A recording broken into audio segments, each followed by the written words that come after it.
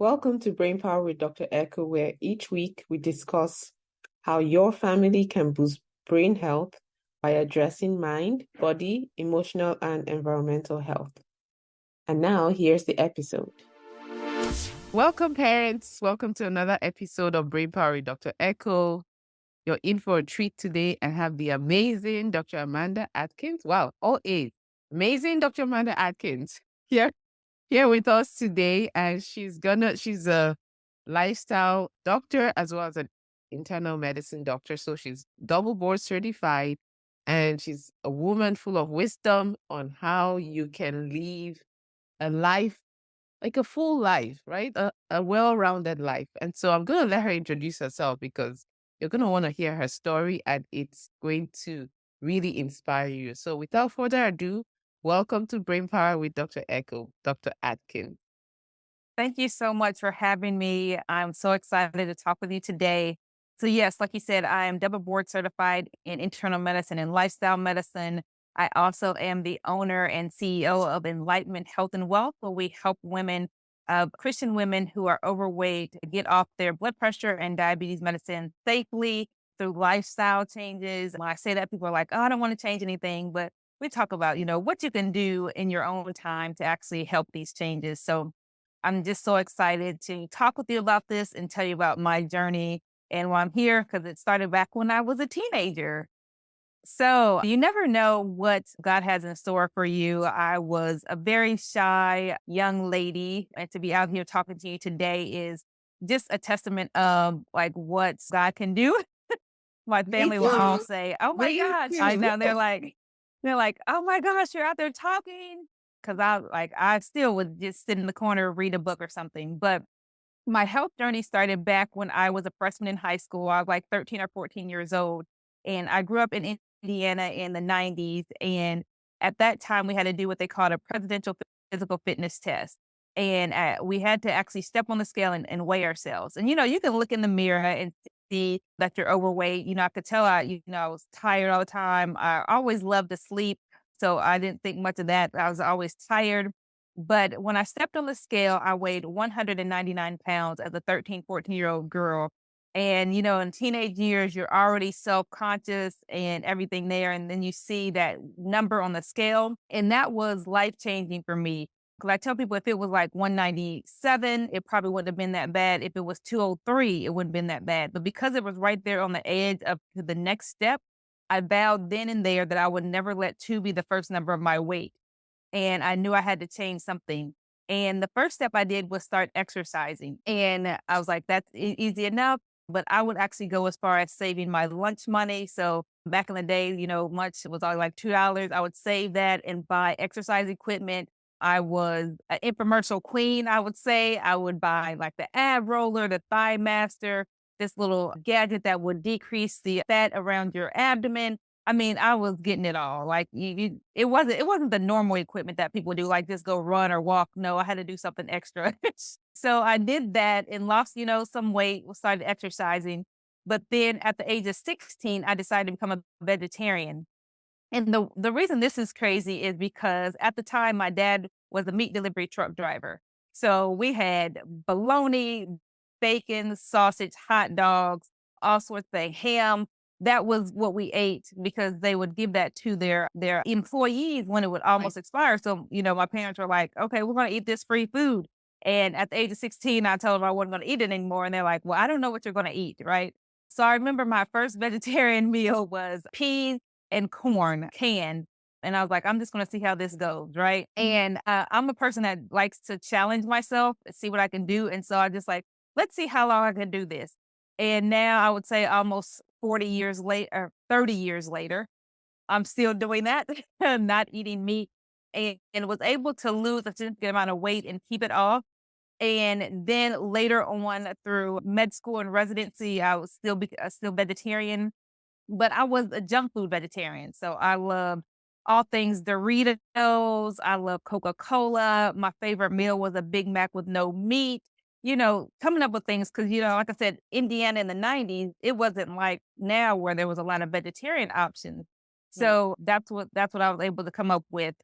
And then later on, after residency, becoming an attending, I attended a nutrition conference in Arizona because I wasn't, we didn't learn a lot about nutrition in med school. So I was like, oh, I'll go here. I always wanted to go to Arizona. And one of the doctors there said, you cannot out exercise a bad diet.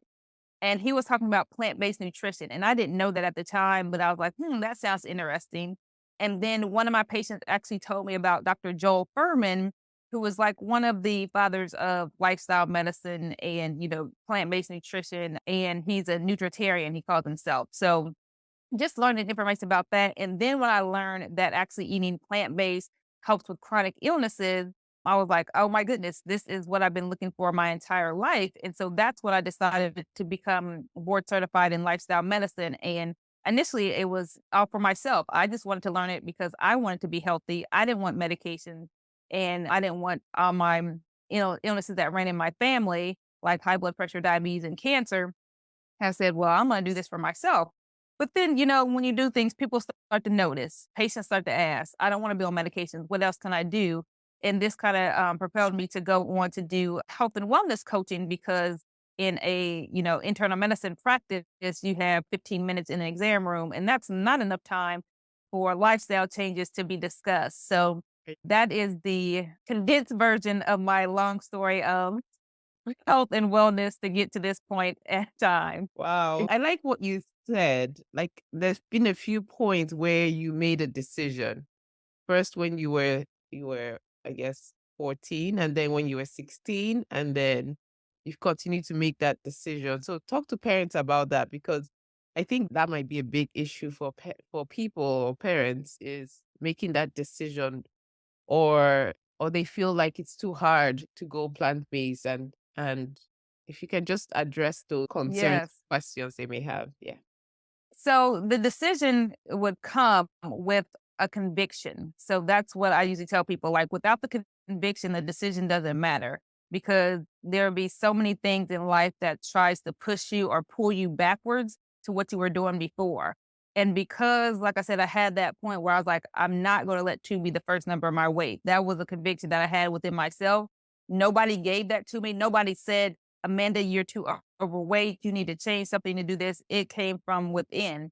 And then the same thing when I decided to become a vegetarian, I was like, I wanted to lose weight. And again, nobody was telling me that I needed to do that. It's just something that I felt convicted to do myself. And so I don't try to force that on anyone else. I just kind of suggest that for them. So if, say, for parents, I have a 4-year-old, I was trying to really force her to be whole food, plant based.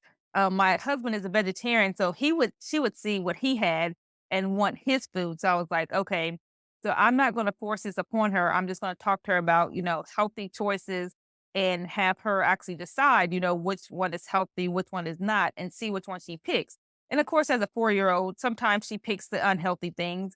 And so we just kind of work through that and talk with that. So for parents, because now I am one, I can say it's definitely just try to focus on positive things for your child so you don't feel like you're shaming them. Because I never want her to feel bad that she's maybe choosing something that I wouldn't necessarily choose for her at the time, but just try to direct her and make her own decisions. Because I feel like that way she will continue that more lifelong than if I tried to force something upon her. And then she will resist as soon as she's like out of the house and then go the total opposite way. And I Yeah. think that's with almost anything, not just healthy lifestyle eating, but with, schoolwork, with, my spirituality, with just parenting in general and how things would go, but just to try to guide them instead of actually forcing things upon yourself. And I also try to be that example for her. So if she, because kids always want to do what you're doing, for Right. the good or the bad. Right. And Absolutely. so I try to always eat healthy, especially around her with certain things so that she will actually see, oh, mommy's eating that. So that should be good for me. And Right. like even today, she yelled down to me, it's like, Mom, I need some fruit. I need some blueberries. So I was like, yay, instead of I want a cupcake. Right. So just being the example and not trying to force a change. And another example is a pastor tried to ask me, oh, my daughter, when I saw your picture of what you were like in high school and that's like her now, how can I get her to change? I'm like, you can't get her to change. you would want to actually live out that example and then not have her feel ashamed, not force her into doing certain things. And she eventually will follow. It may not be as soon as you would like, but the more you put, healthy choices in front of them, the more likely they are to pick up and actually take that on their own lifestyle. So don't force it upon them. Just be the example. Yes, absolutely right. I have a few questions. Is there a difference between vegetarian and plant-based eating? It is. So vegetarian, vegan, plant-based. I get this question a lot. So vegetarian, with the real definition, some people, a guy yesterday is like, yeah, I'm vegetarian, but I still eat fish. That's pescatarian. So Okay. vegetarian mean you eat no meat at all. So no fish, chicken, pork, turkey, beef, nothing like that. But you would still eat some animal products like eggs and dairy would be vegetarian. And then vegan means you have no animal products at all. And that would include honey, which was later on discovered to me because I was thinking bee, insect, that's not the same, but it's an animal, technically, if you go plants, animals. So anything that would come from an animal that would cause harm to an animal that you're doing, then that would consider that you're not in the vegan category. Plant-based, where it's really more whole food plant-based, because you can have plant-based and vegan that actually interchange in the marketing world. So you may see a lot of like plant-based ice cream. That's not whole food plant-based, but that's more like vegan.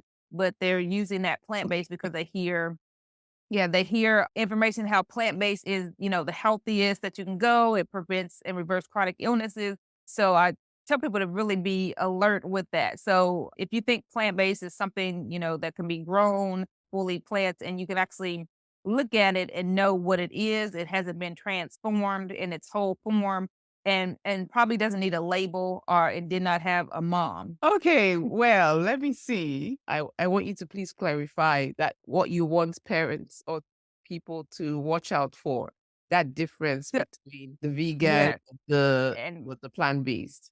yes, so with labels, if it needs a label that says it's plant-based, so like ice cream, even the plant-based substitutes like the Impossible meats or the Beyond, the plant-based like chicken, all those types of things. So those would not necessarily be the plant-based that actually helps reverse chronic illnesses. That actually Got is it. the plant-based that helps environments. Okay, it's not using up all the resources there to make a hamburger or kill the chicken and all that furting and things like that. So that's the difference. When we actually talk about plant-based for nutrition and actually helping with health and wellness, we're talking about the whole food. But because, like I said, the marketing people know about plant-based and how that actually helps with chronic illnesses, they're actually putting that on labels now because people are like, oh, I'll eat this because it says it's plant-based. But then that goes back to why I tell people I was a junk food vegetarian because that's what that is. So we have to be very careful. It can be a possible healthier option, but if you look at it, it's probably still high in sugar and high in salt, which is not good for us.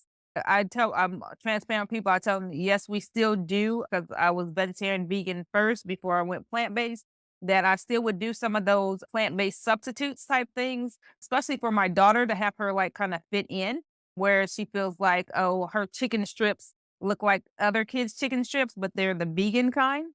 So it's not where you say, oh, it's 100% bad or 100% good. It could be Nice. a transition point for kids to actually have a slightly healthier option, but still we want to look at eating a whole foods as the most healthiest option. Got it. Thank you for breaking that down some more. So, how do you address the question of how am I going to survive just eating plant food? Or like people think that their options are limited. How will you address that? So there are probably over 400 fruit and vegetable species out there. So I start there. You will not get bored. I tell people most time when you eat, you pretty much eat the same thing. So people that love chicken, they're going to eat chicken, whether it's, baked, fried, grilled, they're going to eat similar things. So the same could be true for plant-based eating. Like I love lentils. There's several different types of lentils. like red, green, brown are my favorite. And the red ones are softer. The green and brown ones are more firm. So you can use that. Love, American Mexican food. So like tacos, burritos, enchiladas. So you can use lentils as a substitute for meat for that. So you can do a lentil meatloaf if you like that. You can do just lentils itself. You can do lentils in a salad. So you can put, your different plant-based foods in different cultures of food. So whether it's like Mexican based, Indian based, Italian based, whatever you like, you can actually, because it's usually the herbs and spices that you put in there. So you can make it all different. So you can have a different meal every day, even if it's the same base, just like you do with meat. So I tell people that that argument doesn't stand up to me. So because I do very different things. And then getting onto that, people ask about if they're going to get the nutrients that they need. And actually, you get more nutrients if you eat a whole food plant-based diet because there's more nutrients in plants than you get in animals, especially in meat. So meat may be protein, cholesterol, and sodium. And that's about it. Whereas plants, you get all the sorts of different vitamins, nutrients, phytonutrients that help decrease cancer, decrease inflammation. You get protein also, which people think they cannot get protein from eating plants. So there's so many different things you can try, different combinations, different vegetables and fruits that you probably never tried that are good in different countries. So I just tell you, just be open to eating new things. That's all you have to do, and you'll be fine. Okay. How can they introduce their kids? Say the parent says, okay, fine. I listened to Dr. Adkins and I've decided. How are they going to get their kids? Because I specialize in taking care of kids with autism and ADHD. Do you have any advice for parents of how they can introduce foods like this to their kids? So you want to get the child involved if they're early enough to kind of see what they would like and have them try, small amount of something new. My nephew actually has autism, so I'm trying to, tell my daughter, not my daughter, my sister, of just introducing certain things because eating, more plants actually can help decrease some of the inflammation, especially like with the brain and things too. And instead of doing a lot of processed and sugary foods, and she was surprised that when he's not with her, like with my parents, that he would eat more vegetables because that's what they would have available. But he knows that he can get away with it with her sometimes. But now that if you're just trying to introduce, like, oh, I saw when you were with, Gigi that you ate, more broccoli. So let's try to get that there. And again, it's not trying to force them, it's just trying to introduce things to them to say, here, try a little bit of this, try a little bit of that. You never know if you may like it or not, different fruits, put them in different ways. Sometimes you may do it like in smoothies or something like that. They like Good things one. of the such. So you just, want to, be open with your child and see what the hiccups are for them and then just try to work it in with that. So I think mostly just getting them involved in the decision making, especially if you have a little bit older kids, like late elementary or teenagers even. Yes, because the kids feel a sense of ownership and they're more likely to eat the food that they make, right? So not being scared to let your kids try something new, even if they're picky eaters, because you'll be surprised. Thank you for those tips. So for someone who's asking, yes, I hear you about the reversing of chronic disease and all of that, but are there any other benefits to eating plant-based food that you can tell us about? So, I mean, it depends on all what you want. So you can get a lot of things. One, energy. A lot of people nowadays just feel tired all the time. So actually eating foods that have a lot of nutrients in there actually fuels your body correctly. So that's good. A lot of people notice a change in their mental capacity. So they don't feel as much like a fog. They like there's something that's lifted when they actually start eating more whole food plant based. They actually sleep better. So that actually helps. They're more productive at work or at school. So you're actually not feeling like you're not getting things done. You're just kind of going in a circle. You have better like skin. You have less joint pains. I know some of them people may not notice that when they're younger, but as you get older, you'll start to learn those things that may occur. And then even for women, it can actually decrease some of their cramping that they may feel during their menstrual cycles. So teenage girls that have a lot of problems with that, they may actually notice a difference with that too. So it's not the chronic things that you have to worry about later on. It's like you feel good now, even younger. Amen to that. Yeah. I mean, in all honesty, I'm not plant-based, but yes, I know it does help. I've trained my kids. My 6-year-old says blueberry is God's candy because that's all she Yes. sees. Yeah. Love No it. candy at home. Yes. So it's just making those changes. It is possible to live a life where your kids are not consuming all the processed sugar and all of that, and just teaching them because really, like you said, children learn from what we are modeling, not necessarily what we say. And so for the parents or for the moms, since I know you said you help moms, for the moms who are interested in learning more about what you do, where can they find you? Yeah, so I usually lead people to my website. It's Dr. Amanda MD. So DRAMANDAMD.com. And I actually do free wellness calls. So if somebody wants to book that just to kind of see if we would work well together, they could definitely do that. And then I'm also on Instagram and Facebook. And my last name is spelled Adkins. A lot of people want to change that around, but that's how you can easily find me Oh, online. Yes, yep. okay. Because it's totally different than the other Atkins. If you've Right. At learned Kids about that Diet. diet, yeah. So like, hey, you're totally the opposite of what they were saying. Like, yeah, that's it's just interesting. Again, how God works. Like, and that's my married name. That's not my maiden name. So I happen Right. to marry an Atkins. Right. Yeah. It's amazing how he works. So that's wonderful. So we'll definitely have all your information in the show notes. And can I ask you for one last brain power tip for our parents and even tips for kids? So I would say, eat a fruit and vegetable at every single meal. I think that we all are usually deficient in doing that. Sometimes our breakfast is, very brown and tan, and we don't add in color. So if you can add in those blueberries and green leafy vegetables at every single meal, I think we'll actually all be a lot better, especially here in the US where we eat mostly processed food. So and it actually gives you a lot of brain power. We need those blood vessels opened. So berries and green leafy vegetables open up those blood vessels that actually nourish our brain, and it will do a lot better. So thank Yes. you. Yay. Thank you so much for coming on. Such an honor to have you today. And parents, I hope you were taking notes, and please go check out Dr. Atkins and so that you can get on your journey of being a healthier, happier you from the inside out. So until next time, have a wonderful day.